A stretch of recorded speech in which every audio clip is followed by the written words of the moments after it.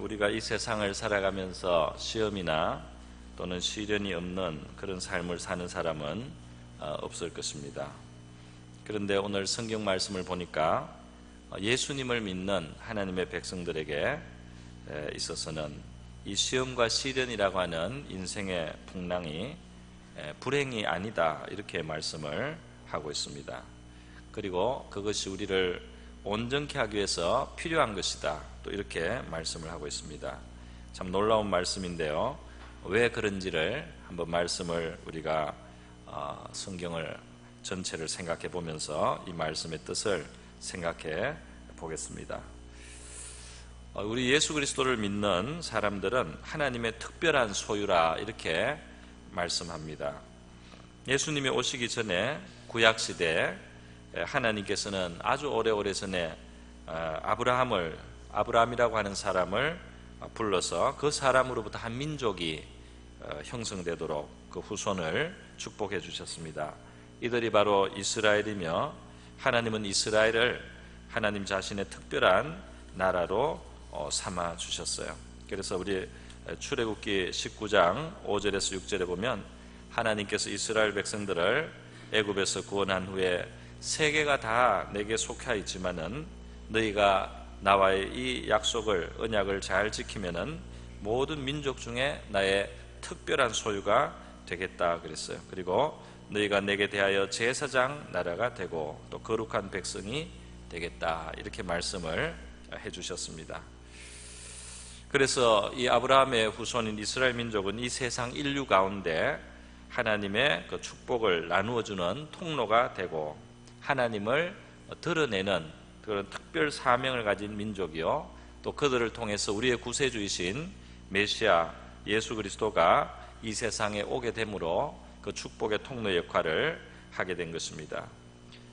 그래서 이 세상의 모든 나라와 민족들 다 하나님께 속했다고 하지만은 이스라엘을 더 각별하게 다루시면서 하나님께서는 그들에게 진리와 하나님과의 관계에 대한 풍부한 지식을 가르쳐 주셨어요.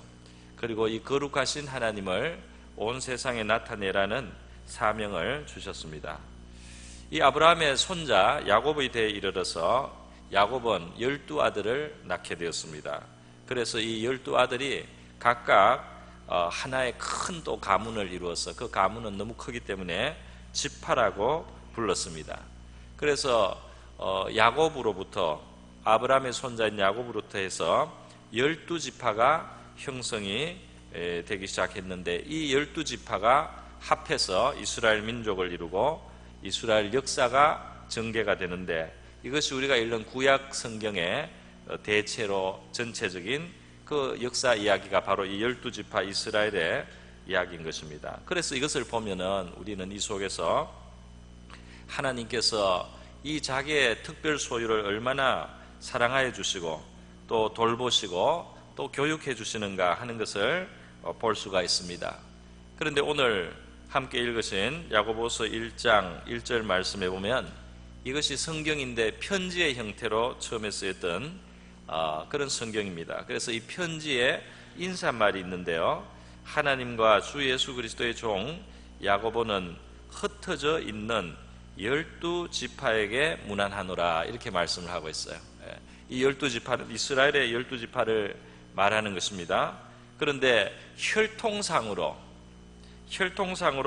아브라함과 또 그 손자 야곱, 그리고 그 야곱에서 나온 혈통상의 이스라엘 민족을 지금 말하는 12지파가 아닙니다. 이 편지는 교회를 향해서 주신 편지인 것입니다.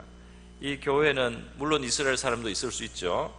그러나 모든 종류의 민족들이 초대교회 때부터 다양한 사람들이, 유대인뿐 아니라 헬라인도, 그리고 구스인, 아프리카 사람들까지, 헬라인, 여러 종류의 사람들이 다 골고루, 아라비아에서도 오고 여러 종류의 사람들이 다 섞여 있었던 것이 이 초대교회의 모습이었어요.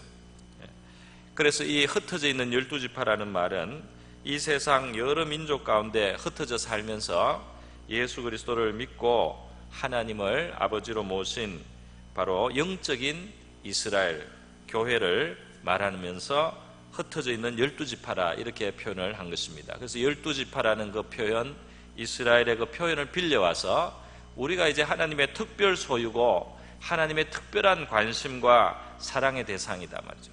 바로 예수님 때문에 예수 그리스도를 우리가 모시고 예수 그리스도 안에 살아가게 되었을 때는 지위, 고하를 막론하고 인종과 민족과 모든 것을 다 막론하고 바로 12지파가 된다는 것입니다. 다른 조건에 관계가 없이 하나님의 특별 소유, 하나님의 제사장 나라가 되는 종기를 우리에게 주신다는 것입니다.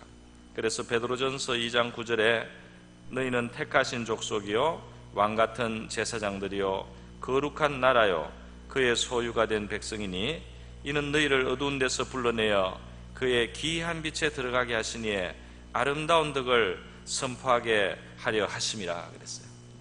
우리 하나님이 특별한 그러한 소유로 우리를 여겨주신다는 것입니다. 여러분 출애굽기 28장에 보면요 이스라엘의 제사를 주관하던 그 제사장들의 복장을 하나님이 규정을 했습니다. 그 대제사장이 옷을 입으면은 그 옷에는 보석이 달리게 되는데 이 보석은 자기의 어떤 아름다움을 자랑하기 위해서 붙이는 것이 아니고 자기의 영광을 위해서 붙이는 것이 아니고 이스라엘 자손을 상징하기 위해서 그 의복에 보석을 붙이는 것입니다. 의복에 보면은 이 어깨 견대에도 홍마노라는 이 보석을 2개를 붙이는데 이 각각의 보석에 12지파 중에 이쪽에 6지파의 이름이 그리고 이쪽에도 6지파의 이름이 새겨져 있다 그랬습니다. 새겨져 있다. 보석이 얼마나 딱딱해요. 그런데 그것을 파서 새겨서 영원히 지워지지 않는 이름으로 하나님이 보석에 그 이름들을 새겼다는 것입니다. 12지파의 이름을 말이죠. 그리고 이 가슴에도 흉패가 있어요. 그래서 이 옷에 제사장의 아주 그 고급 세마포 그런 에봇에 이 흉패에도 보석을 붙이는데 이제 이 보석은 더 대단합니다. 이 보석은 말이죠 종류를 12가지를 다 다르게 하는 거예요. 4줄로 보석을 물리는데 첫 줄은 홍보석, 황옥, 녹주옥, 둘째 줄은 석류석, 남보석, 홍만호, 셋째 줄은 호박, 백만호, 자수정, 넷째 줄은 녹보석, 호만호, 벽옥으로 그리고 그 보석에다가 금태를 물립니다. 그리고 이 보석에 그 지파에 그 이스라엘 야곱의 12아들의 그 이름을 또 거기에 새기는 것이에요. 얼마나 이 아름다운 모습입니까? 그런데 하나님이 그 보석 자체가 중요한 게 아니고 그 보석에 새기시는 12지파 이스라엘 백성들 하나님의 택하신 왕같은 제사장 된 하나님의 특별 소유인 그 백성을 이렇게 귀하게 여기신다는 것을 상징을 하는 것입니다. 제사장들은 그 이스라엘 바로 지파들 이스라엘 백성들을 보석과 같이 하나님이 존귀하게 여기신다는 사실을 기억하면서 그들을 가슴에 품고 또 어깨에 걸머쥐고 하나님 앞에 나가서 그들의 죄사함을 구하고 또 축복을 구하는 역할을 하는데요. 이 대제사장이 상징하는 것은 바로 우리의 영원하신 대제사장이신 예수 그리스도를 예표하는 것입니다. 바로 이 예수 그리스도의 가슴에 우리가 보석과 같은 존재가 되었다는 것을 말하는 것입니다. 예수님의 그 어깨에 우리의 운명을 짊어지시고 주님께서 우리를 하나님 앞에 늘 끌고 나가서 우리를 하나님 앞에 죄의 사함도 받게 하고 하나님의 복된 백성으로 살아갈 수 있게 하는 그 모든 주님의 기도와 강구와 사랑이 있다는 것을 이 대제사장의 의복에서 그 보석들에서 하나님이 우리에게 가르쳐주고 있는 것이에요. 그래서 이 지금 야고보서 시작을 하면서 주시는 시험과 시련 속에서 우리를 그것을 감당하고 그것을 잘 견뎌서 말이죠 구비하여 조금도 부족함이 없게 하는 이 시험과 시련의 효용성을 말하기 전에 먼저 우리가 어떤 존재인가를 우리는 깊이 생각해야 되는 것입니다. 그렇기 때문에 12지파라고 부른 바로 이 순서를 우리가 생각하면요 우리가 어려움을 당하고 시험을 당하고 시련의 파도가 우리의 삶 속에 몰아쳤을 때 우리가 먼저 생각해야 되는 것은 우리가 하나님 앞에서 어떤 존재인가, 예수 그리스도 안에서 우리가 어떤 존귀와 영광을 얻은 존재가 되었는지를, 하나님께서 어떻게 우리의 이름을 인같이 새기시고 자기의 가슴에 새기셨는가, 이것을 우리가 먼저 기억해야 될 줄 믿습니다. 그냥 세상 사람들과 똑같이 우리가 그냥 운이 없어서 불행을 당한다, 우리가 좀 뭐가 잘못돼서 이렇게 어려움이 온다, 이렇게만 생각하지 말고 먼저 우리 자신이 하나님 앞에서 얼마나 존귀한 존재인가를 기억하시기를 바랍니다. 그런데 여러분, 이 보석이라고 하는 것은, 보석이나 귀중품이 다 그런데요, 원래 그 처음 상태는 그것이 그렇게 대단하게 보이지 않습니다. 원석이라고 하는 것은 불순물이 많이 붙어 있습니다. 그래서 이 다이아몬드라든지 또 다른 어떤 보석을 처음에 캐면은 거기에 막 다른 것들이 들러붙어 있고 섞여 있어서 그것을 이제 깎아내야 됩니다. 그리고 그 모양이 너무나 울퉁불퉁하고 제 멋대로 해요. 그래서 그대로는 안 됩니다. 그래서 그것을 다듬게 되는데요, 그것을 아주 강한 것으로 자르거나 떼내거나 각을 세우고 이렇게 만들어 나가고 다듬어 나가는데, 강도 있는 것으로 그것을 잘라내는 것입니다. 그래서 그 각도가 만들어지고 그 제멋대로 울퉁불퉁 됐던 것이 깎여 나갈 때 거기서 찬란하고 영롱한 빛이 나고 말이죠. 그 불순물이 떨어져 나갈수록 더 빛나는 보석으로 그렇게 만들어지는 것이 이 보석의 특징 아니겠습니까? 금도 마찬가지예요. 금도 보면은 제가 금이라고 한번 누가 보여주셔서, 우리 집사님 한 분이 보여주셔서 그 금 찌끄레기를 이렇게 봤는데 금을 긁어놓은 것을 봤어요. 근데 금같이 보이지가 않고 무슨 그냥 쓰레기 같이 보여요. 시커먼, 색깔도 시커먼 게 말이죠. 그냥 무슨 어디 쓰레기 모아놓은 것처럼 그렇게 보이더라고요. 근데 그게 거의 금인데 이게 아직 좀 불순물이 있는 거예요. 그걸 녹여가지고 더 깨끗하게 하면은 이게 이제 그 노랗고 아주 고급스러운 빛이 나는 금이 됩니다. 근데 그 순도가 순수하지 않기 때문에 그 금이 쓰레기 같이 보여요. 이 금은 금이라는 겁니다. 그래서 이 금은 용광로에 들어가고 풀무에 들어가서 이 화로에 들어가서 그 찌꺼기를 녹여내면서 금이 금답게 되지 않습니까?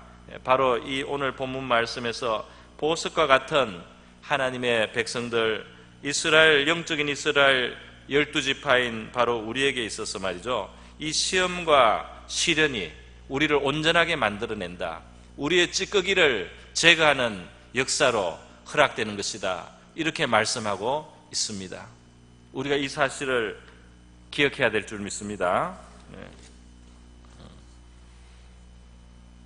시험은 우리가 즐겁게 이길 수 없는 인생의 여러 가지 문제이며 고충이죠. 그런데 오늘 본문 말씀을 보면 하나님의 말씀은 시험을 온전히 기쁘게 여기라고 말씀을 합니다. 시험이 인내를 만들어내기 때문이다 그랬어요. 우리의 삶 속에 시험과 시련이 오면은 우리가 괴로움을 느끼죠. 당연히 괴로움을 느끼는 것이 정상입니다. 그런데 오늘 온전히 기쁘게 여기라. 내 형제들아, 너희가 여러 가지 시험을 당하거든 온전히 기쁘게 여기라. 우리의 느낌하고 다르게 여기라고 말씀을 하고 있습니다. 우리는 이 괴로운 마음이 드는데 자연스럽게 주님의 말씀은 우리에게 여기라, 그렇게 간주하라, 그렇게 그것을 받아들여라, 이렇게 말씀을 하고 있습니다. 기쁘게 여기란 말이죠. 이것이 바로 믿음을 요구하는 순간입니다. 믿음을 요구하고 있습니다. 여기에 우리의 믿음을 적용하라고 지금 하나님이 초대하고 계신 것입니다. 우리의 자연적인 본성이 가지고 있는 느낌대로 그대로 따라가는 것이 아니고 우리의 믿음의 자세를 굳게 가지고 그것을 고백하고 시인하고 주장하고 그것을 붙들고 그 위에 서서 믿음 위에서 그 상황을 대처하라고, 그 믿음 위에 서서 그 상황을 받아들이라고, 그 상황을 대하라고 이렇게 말씀을 하고 있는 것입니다. 여러분, 우리가 어떻게 구원받습니까? 믿음으로 구원받지 않습니까?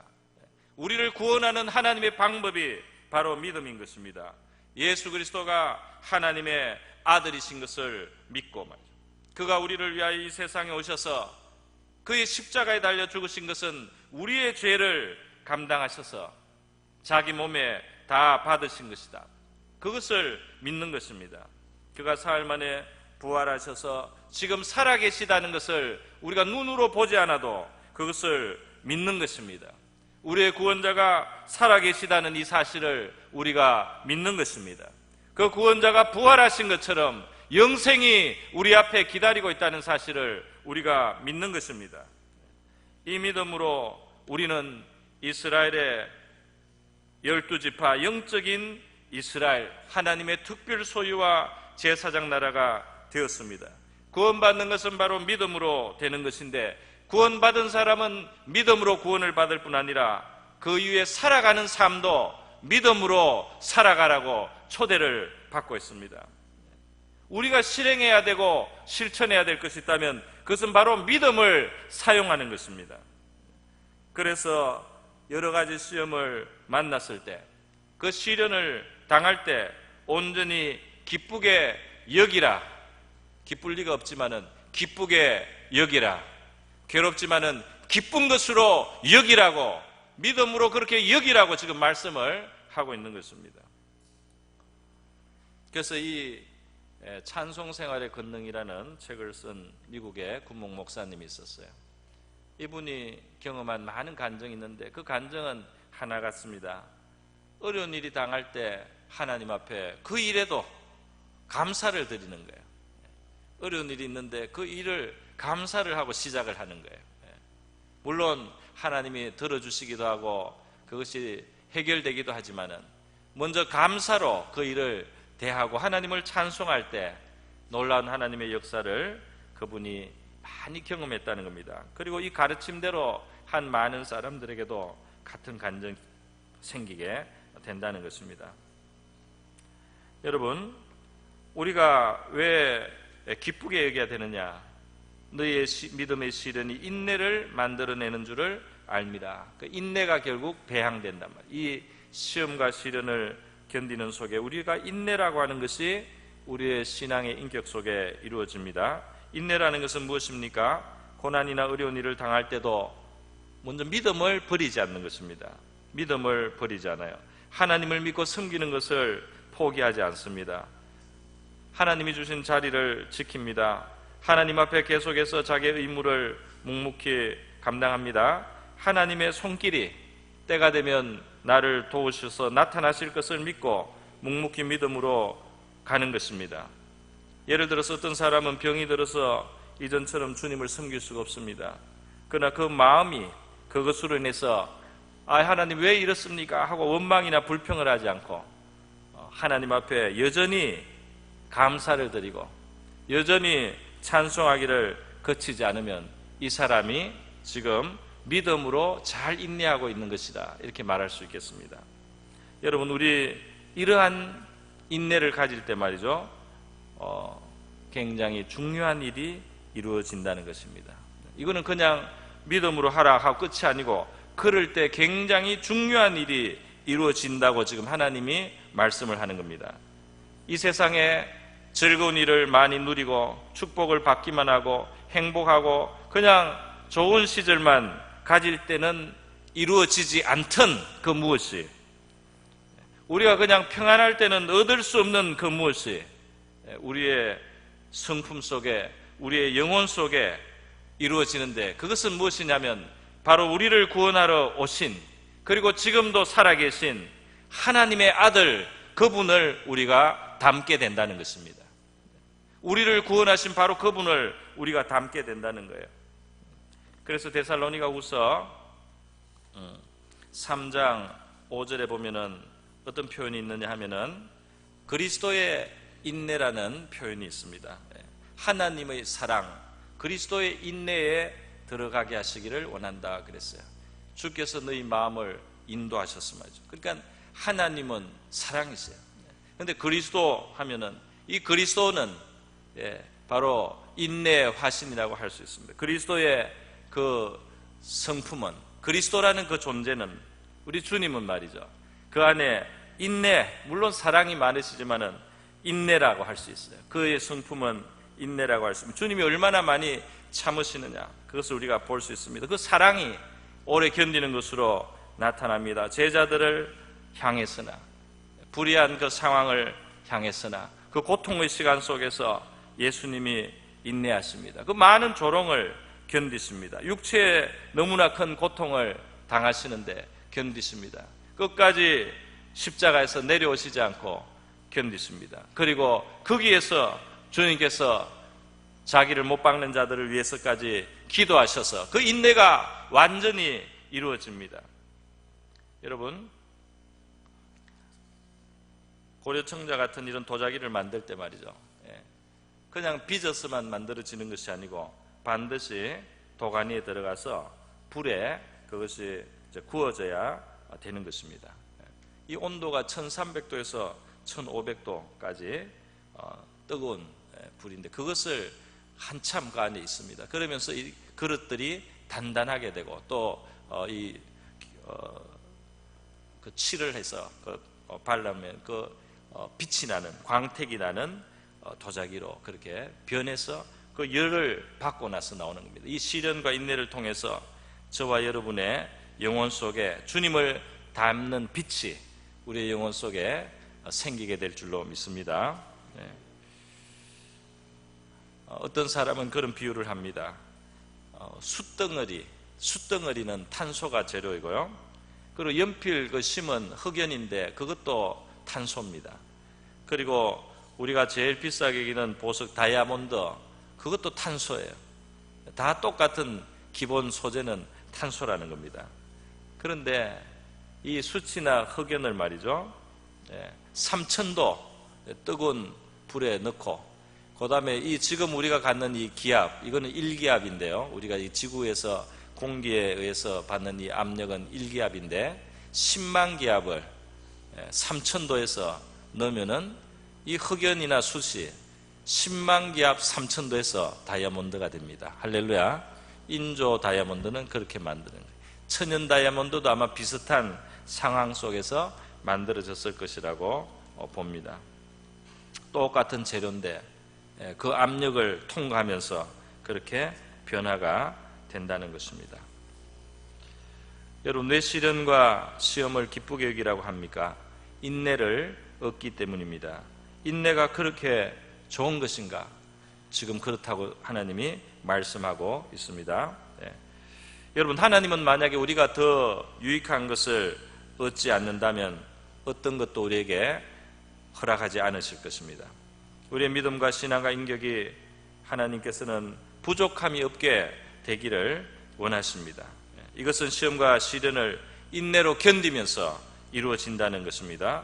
용광로나 풀무, 화로에서 불에 달궈지는 이 쇠, 또 쇠등이, 이런 것을 보면 이 뜨거운 상태에서 변화가 일어나지 않습니까? 뜨거울 때 그 모양이 바뀝니다. 뜨거울 때 두드리면 모양이 바뀌어요. 아주 뜨거운데 녹았으면 어떤 형태로든지 그 제작자가, 그 장인이 만들고 싶은 명품으로, 아주 멋있는 복음으로도 바뀔 수 있고 굉장히 유용한 어떤 도구로 바뀔 수 있는 게 이 뜨거운 데서 한참 녹아 있을 때, 그 뜨거운 데 들어가 있을 때, 열을 받아 있는 그 상태에서 말이죠, 이 변화가 일어난다는 것입니다. 우리의 영혼과 우리의 신앙 인격도 말이죠, 이 시련과 시험 속에서 인내하는 동안에 참된 변화가 일어난다는 사실을 우리가 알아야 되겠습니다. 바로 주님의 형상으로 바뀔 수 있는 기회라는 것이에요. 인내를 온전히 이루기까지 우리는 부족한 점이 많은 채로 남아있고 온전하고 구비되었다고 할 수 없는 아직은 상태라고 하겠습니다. 하나님이 주시는 복을 누리게 해도 구비가 되지 않은 거예요. 하나님이 주시는 사명을 감당하게 해도 준비가 되지 않은 것입니다. 우리가 인내를 잘 이루어갈 때 하나님께서 우리에게 복을 주셔도 감당할 수 있고 사명을 주셔도 잘 수행할 수 있는 그런 그릇으로 우리가 만들어진다는 것입니다. 우리 주님을 닮아가며 영광스러운 하나님의 자녀로 살아가는, 시련과 시험 속에서 기쁘게 여기고 믿음을 적용하고 인내를 만들어내서 말이죠, 주님을 닮아가는 저와 여러분 될 수 있기를 주님의 이름으로 축원드립니다. 우리 이 시간 다 같이 한번 기도하겠습니다.